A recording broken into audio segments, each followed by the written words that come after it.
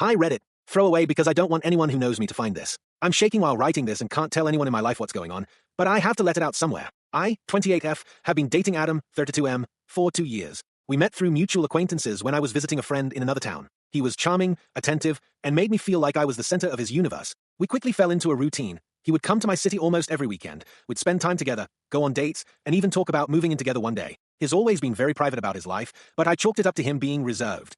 I never questioned why I hadn't met his family or close friends. He said his family was old-fashioned and very religious, and that introducing someone prematurely could cause unnecessary drama. Adam works at a church in his town, and is proud of that. He often tells me stories about his community work, his pastor, and how his faith drives his actions. I believed him. For 2 years, I believed him. About 3 weeks ago, I stumbled across his reality, completely by accident. I was scrolling on social media when a suggested profile popped up, a woman named Rebecca with Adam's very distinct last name. Curiosity made me click. At first, I thought she was maybe a relative, until I saw picture after picture of her with Adam, their 2 kids, and posts celebrating anniversaries, birthdays, and family Sundays. My heart stopped. I didn't want to believe it. I went through her posts in a state of disbelief, every part of me hoping it was some sort of mix-up or old pictures. But the latest post was from just last week, Adam holding their youngest daughter with a caption, "Daddy's girl forever." I confronted Adam via text that night. I didn't tell him exactly what I knew, just asked directly, "Adam, are you married?" He dodged the question. I pressed further, and he swore up and down that I was misunderstanding things and that people like to post old photos for the likes. So I asked him about Rebecca by name. That's when he got angry, defensive in a way I'd never seen before. He accused me of snooping, said I didn't trust him, and told me to drop it.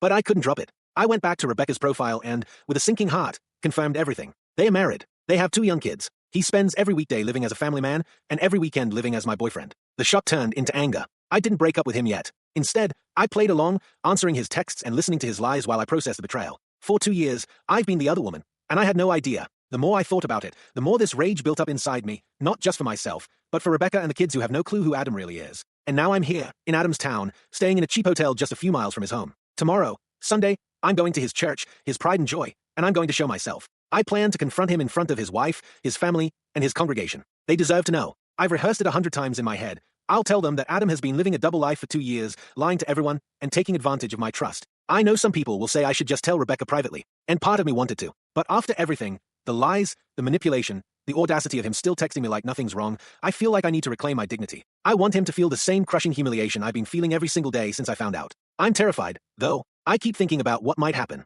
What if the congregation turns on me? What if Rebecca lashes out at me instead of him? What if Adam spins this to make me look like some crazy stalker? I'm scared, but something inside me is pushing me forward. Maybe it's anger, maybe it's wanting to do right by Rebecca and the kids, maybe it's just the need to end this nightmare on my own terms. I have nothing to lose anymore. My reputation, my trust, my heart, he's already destroyed all of it. Tomorrow, I get to decide how this ends. Right now, Adam is still texting me, telling me how much he misses me and can't wait to see me next weekend. He has no idea I'm in town. He has no idea that tomorrow, his carefully crafted lies are going to come crashing down around him. I don't know how this is going to go, and I'm honestly scared out of my mind. But for the first time in weeks, I feel a strange sense of clarity. Tomorrow, I get my respect back. I'll update you all after it happens. Wish me luck. Hi Reddit. I promised I'd come back and update after confronting Adam. I'm still shaking. I don't even know where to start because everything feels surreal. I didn't sleep at all last night. I just kept pacing around my hotel room, rehearsing what I'd say and imagining every possible reaction. By the time morning came, my heart was pounding so hard it felt like it was going to break my ribs. I got to the church about 30 minutes before the main service started. It was a medium-sized building with whitewashed walls, a big wooden cross out front, and cars steadily pulling into the lot. People were greeting each other, laughing, hugging. I felt like an intruder. My palms were slick with sweat, and I kept asking myself, what the hell am I doing here? But then I saw Adam. He was outside, wearing a crisp white shirt, shaking hands with members of the congregation like nothing in the world was wrong. He looked so at home, so confident. The same man who's been texting me, "I love you," just last night. Rage flared up in me like a wildfire. I stayed back until his wife arrived. Rebecca pulled up with their 2 kids, a little boy around 7 and a girl who couldn't have been older than 4. She kissed him on the cheek, and he bent down to hug the kids. Watching that nearly broke me. For a second, I considered turning around and leaving. But then Adam saw me. His smile froze, and for a split second, I saw pure panic flash in his eyes. He stammered something to Rebecca and started walking toward me. "What are you doing here?" He hissed under his breath when he reached me, trying to keep his voice down. "Why don't you ask me that again?" I said, loudly enough that a few people turned to look. Rebecca glanced over, confusion written all over her face. And that was it. I couldn't hold it in anymore. I stepped forward, my voice shaking but loud enough for the nearby crowd to hear. "I'm here because your husband has been in a relationship with me for 2 years. He's been lying to both of us. I didn't know he was married. I only found out 3 weeks ago. He's been cheating on you and living a double life." The entire courtyard went silent. Rebecca's face went pale. She looked from me to Adam, who was stammering and reaching for her hand, trying to usher her away. She yanked her hand back. "Adam, what is she talking about?" she demanded, her voice cracking. Adam started babbling about me being delusional, a stalker, someone who was obsessed with him. He said I was making things up to cause trouble. I'd prepared for that. I pulled out my phone, opened our text threads, and held the screen out toward Rebecca. There were months' worth of messages, photos of us together, weekend plans, his "I love you" texts. Her hands trembled as she scrolled, tears welling up in her eyes. The murmurs around us grew louder. People were staring, whispering. A couple of church elders were walking over, trying to figure out what was happening. Rebecca suddenly turned on Adam, her voice rising. 2 years. You've been cheating on me for 2 years. Adam's face was beet red. Rebecca, it's not what it looks like. Not what it looks like, she screamed, her voice breaking. You've been telling me you were working extra hours at the church. You told me you were building a future for us. Their kids were crying now, confused and frightened by the shouting. One of the elders tried to step in, suggesting we take this inside, but Rebecca shook him off. I turned to the crowd and said, I had no idea he was married. He's been lying to me, just like he's been lying to her. I came here today because I'm not going to let him keep living this double life. Adam's mask was crumbling. He tried to grab my arm, muttering for me to stop this, but I pulled away and said loud enough for everyone to hear. You told me you loved me. You spent 2 years of my life lying to me, lying to her, and lying to your children. You don't get to keep pretending. Rebecca finally turned to me, her face streaked with tears. Did you really not know about us? She asked. I shook my head. I swear I didn't. I found out 3 weeks ago. I thought you deserved to know. She let out a sob that made my chest ache. At that moment, Adam snapped.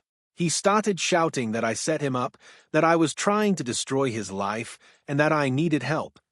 The elders pulled him back as more people started gathering, some trying to comfort Rebecca, others glaring at Adam. The scene was pure chaos, people arguing, Rebecca crying, Adam yelling, and Miss standing there, trembling but feeling strangely calm. Eventually, Rebecca took the kids and left, refusing to look at Adam. He tried to follow, but a couple of men stopped him. I didn't stick around after that. I walked out of the courtyard, got in my car, and drove off. Now I'm back in my hotel room, shaking uncontrollably. I keep replaying everything in my head. Part of me feels vindicated, like I finally exposed him for the liar he is. But another part of me just feels hollow. Rebecca has since messaged me asking to talk privately. I told her I'd be willing to meet. Adam, on the other hand, has been blowing up my phone with a mix of rage, begging, and threats. I don't know what happens next, but one thing is clear, Adam's perfect facade has crumbled, and everyone now knows the truth. Hi, Reddit. I didn't think the confrontation would haunt me the way it has. I thought I'd feel relief, maybe even some twisted sense of justice. But the fallout has been brutal. I can't sleep, and my phone hasn't stopped buzzing since Sunday. After the explosion at the church, I met Rebecca yesterday. She wanted answers, and honestly, I owed her that. We met at a small cafe in town, both of us looking like we hadn't slept. The moment she sat down, her composure cracked. She started crying before she could even speak. Was any of it a lie? She asked me, voice shaking. I pulled out my phone and showed her the messages, photos, and even a couple of videos Adam had sent me over the past 2 years. The weekend trips, the I love you texts, the plans we made for the future. Rebecca scrolled silently, her tears dripping onto the screen. I kept asking him why he never wanted to go anywhere on weekends, she whispered. He told me he was working extra shifts at the church or helping friends in need. I believed him because, why wouldn't I? She wasn't angry at me. If anything, she looked at me like a fellow victim. But the weight of it all was crushing her. Rebecca told me she'd kicked Adam out of their home after Sunday's scene. He's been staying with a friend from the church, apparently trying to do damage control. She also told me that some people from the congregation had been reaching out to her, some offering support, others suggesting she forgive and move on. As for me, I've been getting a mix of messages. A flood of support from people who saw what happened and believe I did the right thing. A smaller but vicious group calling me a homewrecker and a Jezebel who destroyed a family. And Adam himself, alternating between venom and desperation. Adam's texts swing wildly. One moment, he's threatening me, saying I've ruined his life and will regret this. The next, he's begging me to just talk and insisting he only ever loved me. He even sent me a voice message at 3 a.m., sobbing and saying that Rebecca means nothing to him and that I was the one he truly wanted. I didn't respond. Part of me wants to block him, but another part of me is scared of what he might do if I cut off contact completely. Rebecca confided that he's been trying to get back into the house, claiming he deserves a second chance for the kids. Meanwhile, the church community is in turmoil. Word spread fast after Sunday. Some people are demanding Adam step down from his position, citing moral failure, while others defend him as a good man who made a mistake. Rebecca told me one of the elders even implied that she shouldn't have let this get so public. The worst part? A couple of people have started targeting me directly. I woke up to dozens of nasty DMs calling me a temptress sent by Satan and telling me to leave town before things get ugly. One particularly chilling message read, "You think you're safe in your hotel? God sees what you did, and so do we." I'm not going to lie. That one shook me. I've been double-checking the locks on my door and barely leaving the room except to meet Rebecca. Rebecca and I actually talked about whether we should report Adam's harassment to the police. She's worried about what he might do if his anger keeps escalating. I admitted that a part of me still feels guilty, not for exposing him, but for the fallout his wife and kids are suffering through. Rebecca looked me dead in the eye and said, "You didn't destroy my marriage." He did. Hearing that from her was like a lifeline. But the backlash is relentless. Every time my phone buzzes, my stomach twists. I've had to set all my socials to private and ignore most calls from unknown numbers. A friend of mine back home told me that Adam's been posting cryptic messages on his accounts about being betrayed by those closest to him, and some people are eating it up, painting him as the victim. I'm staying in town for a few more days because Rebecca asked me to testify if the church board decides to hold a disciplinary hearing for Adam. She wants them to hear the truth directly from me, not just his spin. I feel like I'm living in a nightmare. I thought exposing him would bring me some kind of closure, but instead, I feel like I'm standing in the middle of a hurricane with no way out. Still, there's a small part of me that's glad I did it. Rebecca deserves to know the truth, and Adam deserves to face the consequences of his lies. Tomorrow, Rebecca and I are meeting with a lawyer to discuss her next steps. She's leaning towards separation, maybe even divorce, but she's terrified of what that means for her and the kids. As for me, I don't know what happens next. All I know is that Adam isn't the man I thought I loved, and whatever power he had over me is finally slipping away. I'll update again once the dust settles, but right now, I'm just trying to stay safe and get through this one day at a time. Hi Reddit. It's been about 2 weeks since the confrontation at Adam's church, and I'm finally starting to breathe again. The storm hasn't passed completely, but the worst of the chaos seems to be behind me. A lot has happened. Rebecca officially filed for separation last week. She told me she couldn't stay married to a man who lied so completely for years, especially with the children involved. I was with her when she met with her lawyer. She was trembling but resolute. "He's never going to change," she whispered to me as we walked out. I could see the pain in her face, but also a strange kind of freedom, like she'd been holding her breath for years and was finally letting it out. Adam didn't take it well. He's been calling Rebecca non-stop, begging for another chance, accusing her of letting outsiders ruin their family. She stopped taking his calls. He tried showing up at the house one night, pounding on the door and shouting, until Rebecca's brother came over and threatened to call the police. Meanwhile, the church held an emergency meeting about Adam's position. I was asked to attend and give my side of the story. Walking into that room, facing the same elders who had glared at me in the courtyard, was one of the hardest things I've ever done. I told them everything, the 2 years of lies, the weekends we spent together, the moment I discovered his marriage. I showed them the messages and photos. There was no denying it anymore. In the end, the board voted unanimously to suspend Adam from his duties pending further review. I know that's basically a polite way of saying he's done. He's lost the job he bragged about constantly, the thing that defined his identity. And yet, instead of feeling victorious, I mostly just feel tired. I thought exposing him would bring me a sense of justice, maybe even healing. But the reality is so much messier. There's no satisfaction in watching Rebecca cry herself to sleep because her kids keep asking why Daddy isn't coming home. There's no thrill in knowing Adam is flailing, posting vague redemption messages online while privately spewing rage at both of us. I'm still getting harassed, though less than before. Most of the church community has gone quiet, But a handful of his loyal supporters keep sending me DMs accusing me of destroying a man of God and warning me to watch my back. I've saved all the messages and filed a police report, just in case. Rebecca and I have become unexpectedly close through all of this. We talk almost every day, and she thanked me more than once for telling her the truth, even though it shattered her world. She told me she felt like she'd been living in a fog for years, always wondering why Adam seemed distant, why she felt like she was competing with a ghost. Now I know I wasn't crazy, she said. Last night, she asked me if I regretted confronting him so publicly. I didn't know how to answer. On one hand, part of me wishes I had just quietly told Rebecca and left it at that. The public exposure made everything uglier, the backlash, the humiliation, the threats. But on the other hand, Adam built his life on lies and used that church as his shield. Maybe the only way to make him truly face what he did was to tear that facade down where he felt safest.